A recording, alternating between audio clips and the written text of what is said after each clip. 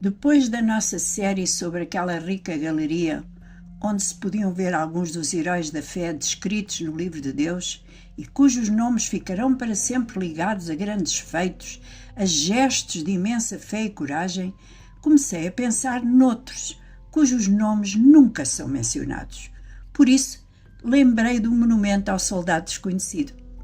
Esta expressão foi usada depois da Primeira Guerra Mundial, quando milhares de soldados morreram em combate sem que os seus corpos pudessem ser identificados. Para honrá-los, várias nações decidiram sepultar simbolicamente um soldado não identificado num lugar de destaque. Assim, esse representa todos os que deram a vida sem nome e muitas vezes sem uma sepultura conhecida.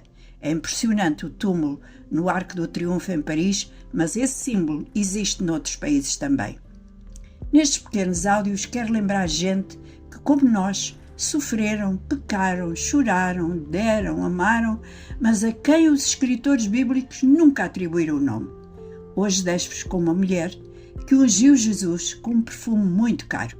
É claro que o texto bíblico em Lucas 7, 36 a 50 não inclui muitos dos pormenores da sua vida, mas deixem a minha imaginação ajudar-vos pelo relato de uma mulher pecadora. Ela estava farta daquela vida, cansada de ser usada e abusada pelos homens da cidade, de ser olhada de lado pelas outras mulheres, de ter que vender o seu corpo para poder sobreviver. Tentou várias vezes sair daquela vida, conseguia por 1 ou 2 semanas até que um cliente batia à porta com promessas de um bom dinheiro e não resistia. À medida que os anos passavam e olhava o seu rosto no espelho, mais a assustava a ideia que um dia seria velha, sem família, sem amigos e que acabaria os seus dias na miséria e no abandono. Esse pensamento foi crescendo dentro de si e com ele um sentimento profundo de culpa pelo mal que fazia à família dos homens que a procuravam. Parecia que cada cliente acrescentava mais escuridão ao seu viver. Um dia recebeu um homem que parecia estar com muita pressa, porque a seguir tinha um almoço em casa de um fariseu da cidade.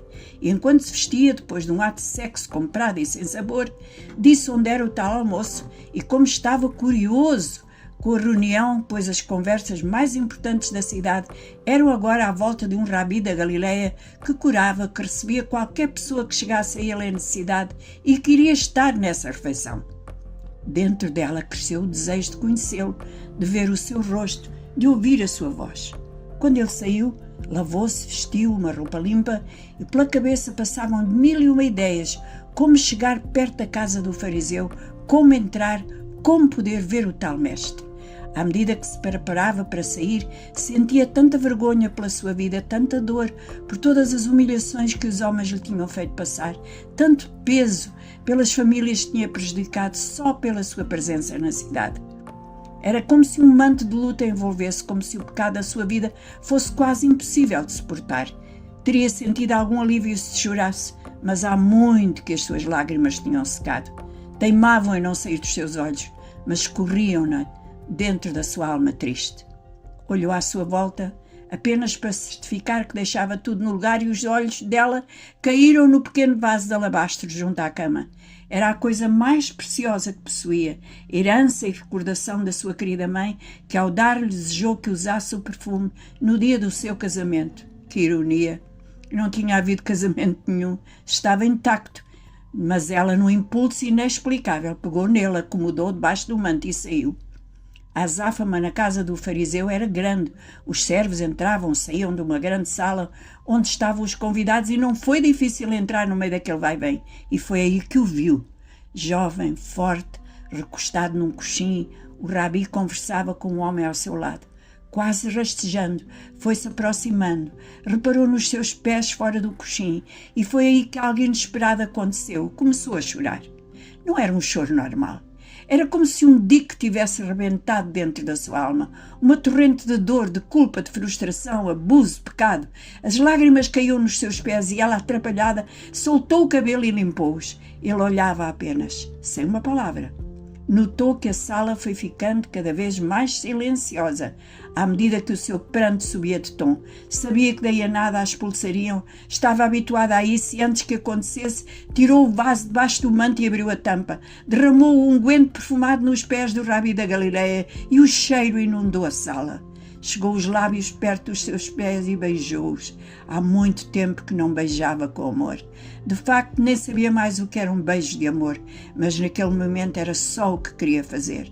De repente ele começou a falar. Ninguém se atreveu a expulsá-la, porque queriam saber o que Jesus teria a dizer sobre aquele ato tão impensado. E ele contou uma história de diva e de perdão e por fim pegou-lhe na mão molhada de lágrimas e de unguento e disse: os teus pecados te são perdoados, a tua fé te salvou, vai em paz. E naquele momento sentiu o fardo da sua dor, a torrente da sua angústia desaparecer. Saiu rapidamente daquele lugar, correu pelas ruas até chegar a casa, fechou a porta e só então se deu conta que tinha na mão o pequeno vaso de alabastro vazio. Só então soube que o pecado da sua vida fora perdoado. Estava leve, estava livre. Hoje, se carregas um fardo de culpa, de pecado, de vergonha, as palavras do Cristo de Deus são as mesmas para ti. Os teus pecados te são perdoados, a tua fé te salvou. Vai em paz.